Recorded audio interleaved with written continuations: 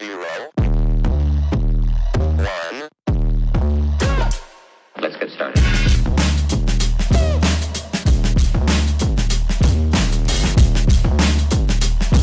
Hello everybody and welcome to another episode of the Black and White United show. I'm your host Andreas. Thank you so much for tuning in.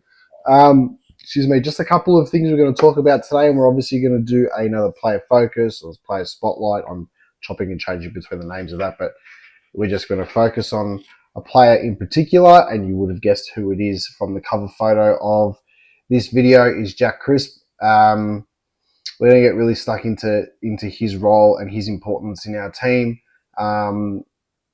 And we're also going to be talking about AFL membership prices and membership prices in general. I think it's something that us fans, it can sting sometimes, especially with the prices of stuff at the footy. But, you know, I want to talk about it now, and then obviously I don't want to talk about it for the rest of the year. And then we can talk about it again next year and the year after that at the start of the season or during pre-season. But I'm going to talk about it today, and that's it. And you'll get my opinion on it. And then obviously you guys leave your opinions in the comments. We've got some good stuff happening too. I just want to put that out there. I've been speaking to a few people, like supporter-wise and stuff.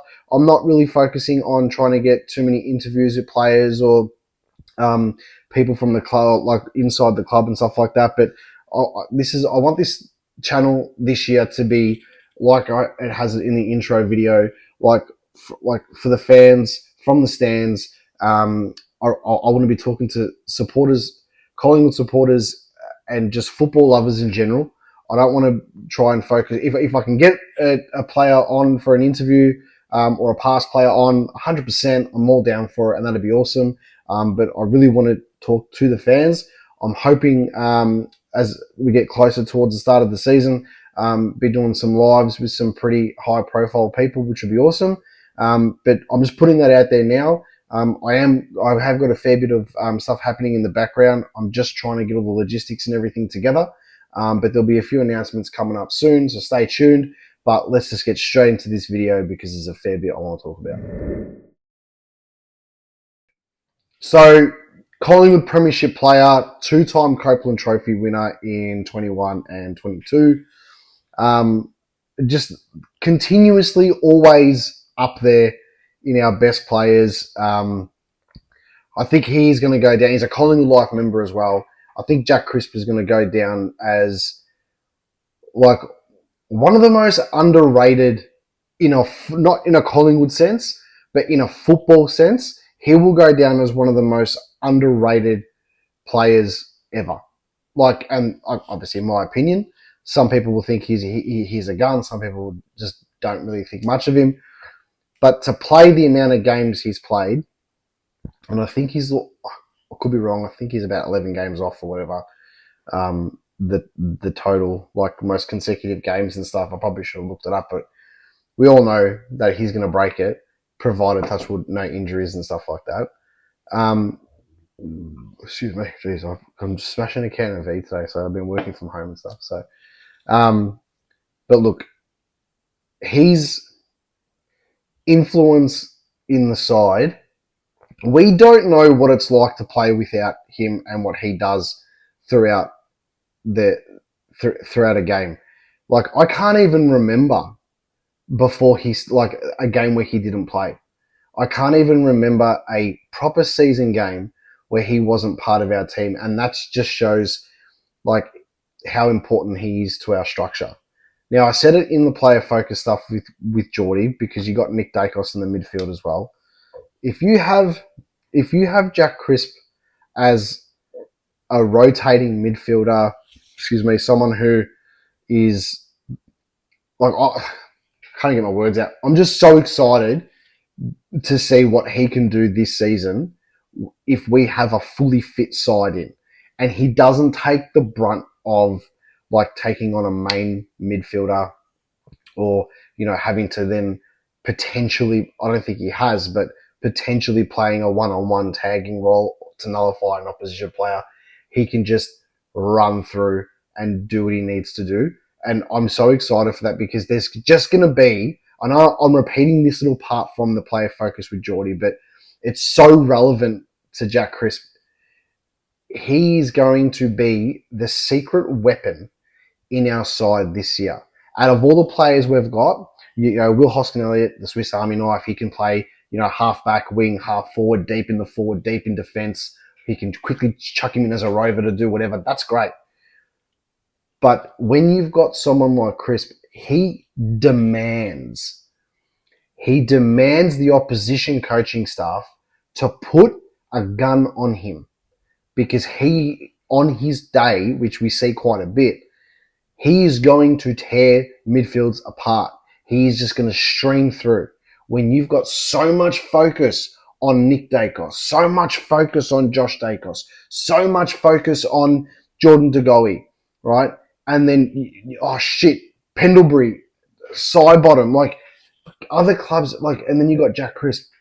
He's not going to get a main midfielder on him. If we have a fully fit side and he doesn't need to play a De Goey role, he doesn't need to play the Nick Dacos role, he doesn't need to play the role that Taylor Adams played when he was with us, the in and under, or the Luke Ball role, like to go in and under the packs, grab it and get the hand pass out. No. He's better than that. He's a runner. He's going to get the ball and he's going to run and he's going to kick a goal from 50 out.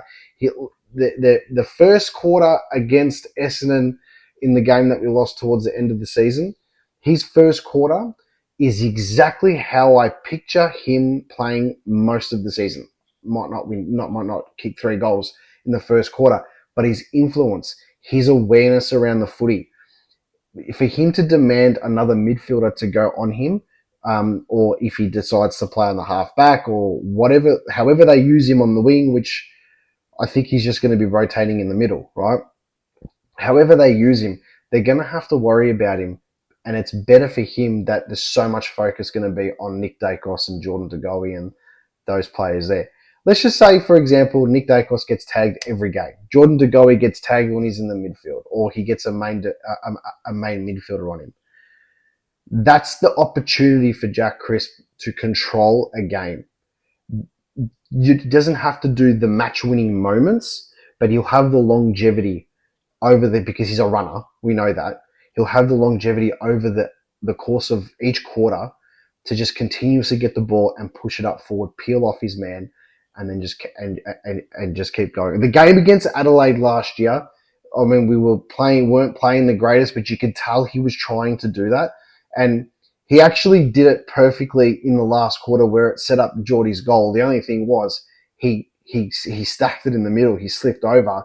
But then straight behind him, you had Nick Dacos running in. He got the hand pass and then just drilled Geordie one out where King fell over, right? Which Geordie still would have taken the mark regardless.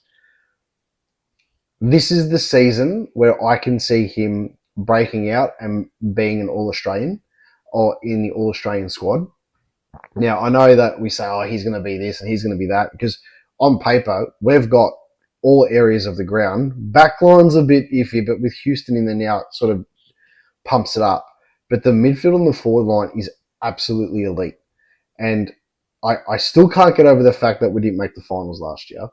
But I'm just really excited to see what influence he has as a silent killer. I think that's probably the best term I could give him for our team this season, is the silent killer. Now, he is going to be focused on at one part this season. If he goes through it and he's going to do the games record of most consistent games in a row, or whenever that happens, he's going to be the focus then. Or unless he does something stupid and he's in the media like he has in the past. That's the only way that other teams are going to focus so much on him and not the others, right? So I'm going to call him the silent killer. I think we're going to see something special this year from him. And, I mean, what a trade it was to get him back in the day. What a deal that was. I mean, I think we got Jack Crisp and we got a high pick for Beams, which ended up getting De Goey. So, I mean, we absolutely raked in that deal. Something vicious. He's a premiership player. He had such a significant role in the grand final. And every time You doubt a player, or you think, oh, just look back to when the moments that mattered the most, and a lot of the Collingwood moments he has been a part of, and he's still in the AFL world. If you speak to any other supporter, right, he's not the first player that comes to mind when it's about Collingwood, about their midfield and stuff like that. He's not even for us as well. And that's the good thing about it. I just think he's going to kill oppositions this year if he has a good run and he is consistent. He's obviously very consistent with the amount of games he's played. But if he just has the consistency in his form, he can have average games and he has good games, and then he can have great games. He's my player focus. I think he is a lock-in this year for top 5 in the Copeland Trophy, provided everything goes well, regardless of how our season goes. I think he's a lock-in for top 5. So I'm putting it out there. I want the supporters to tell me what you think in the comments, and we'll get to our next subject. But Jack Crisp, top 5 in the Copeland this year. Write it down. Okay, so I'm going to speak on behalf, and I've just noticed now, as I started this, that wasn't put there on purpose. That's my son's Collingwood teddy sitting on the top of his pram. I didn't even notice that was there. So how good's that product placement? So memberships. Not everyone can afford them. We know that.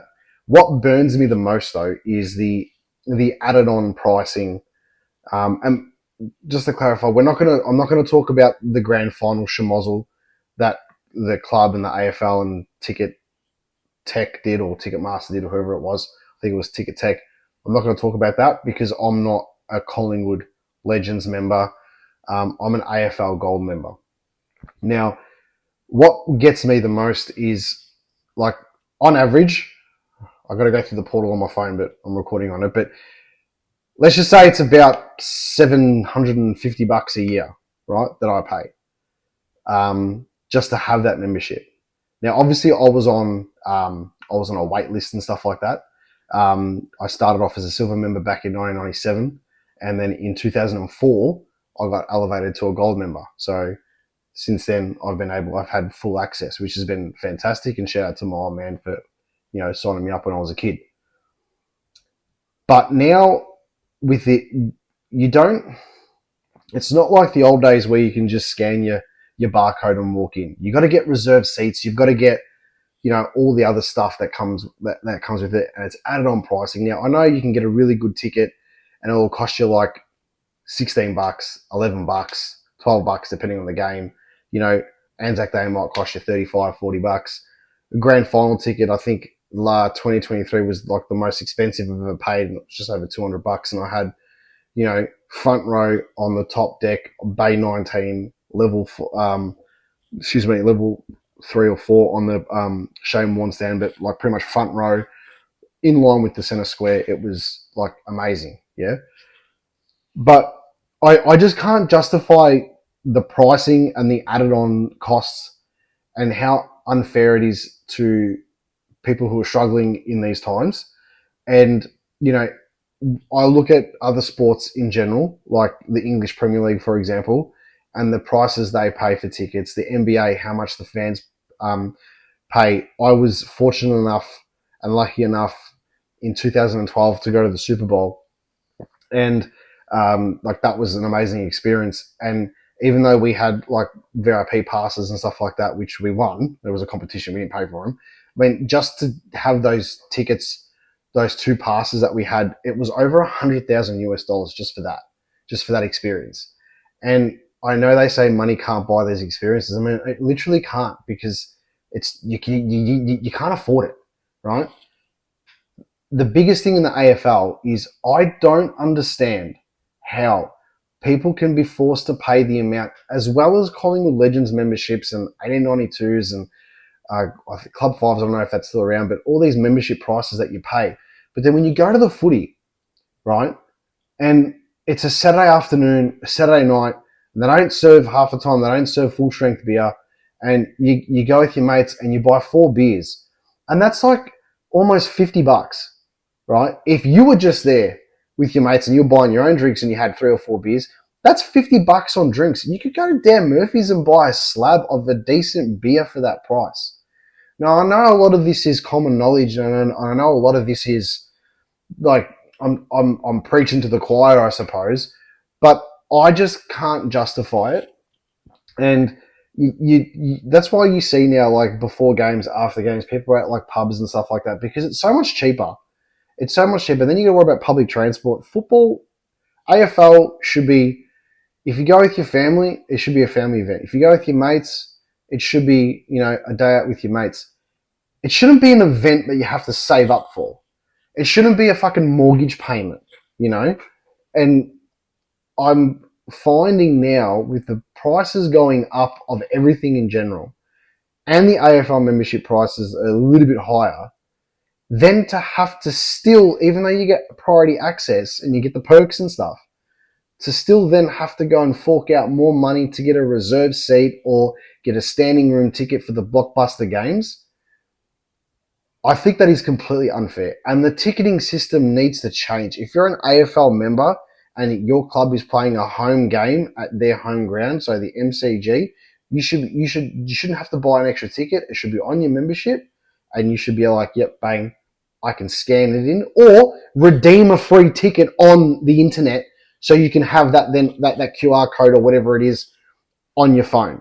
You know what I mean? Something like that, because you're paying top dollar, and the AFL and its associates and the companies that make it all happen, they can't be screaming poor. I mean, yeah, you had a couple of seasons with COVID, whatever it was, that shit was a bit, it was tough, 100%. But we still paid. We still paid our cash. Now, regardless, if you can afford it, you'll pay, because this is, some people, this is like our lifeblood. This is what we live for and stuff. You know what I mean? But I'm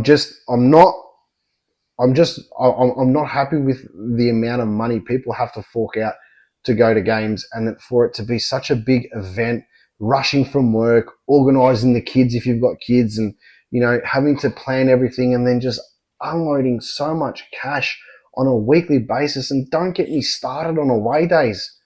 You want to get a flight to go see your team, regardless if it's Collingwood or not. And we're the ones that cop it because we're such a big club. But the other ones, to go, the one that really made me go wow was one of my mates I used to work with. He's a big Carlton supporter, right? And when Carlton played Brizzy in the 23 prelim final, he was able to get a ticket with his membership. He was able to get one, and he still bought one in case he could work the logistics out. But the return flights to Brisbane were over $2,000. I mean, not everyone's got $2,000 like poo change just to take it and say, yep, no worries, book it, see you later. There's not even an afterpay option on that stuff. Thank God they lost. But it's just ridiculous. I mean, Gather Round last year, I went to Gather Round. As soon as the dates came out, you had to buy your tickets. Me and my mate Dan stayed in a shitty motel with cockroaches or something in North Adelaide, right? And it was shocking motel, but we did it, right? And you're still paying hundreds and hundreds of dollars a night, right? Yet the flights just to Adelaide, return flight, was $700. I can get a return flight Adelaide from now, and it'll cost me not even $100. But as soon as something's on, they jack the prices up. It's just, I don't agree with it, and I know fans are suffering, and I'm going to voice it out now. I know, we all know, it's shit, but I guess it's just the way that it is at the moment, unfortunately, until stuff in the world gets back to, I don't know, will it ever? I don't know. But this is just my opinion on it. I know it's a bit more deeper and stuff like that than I usually talk about, but it's just sad to see, because I think the crowds are going to drop off.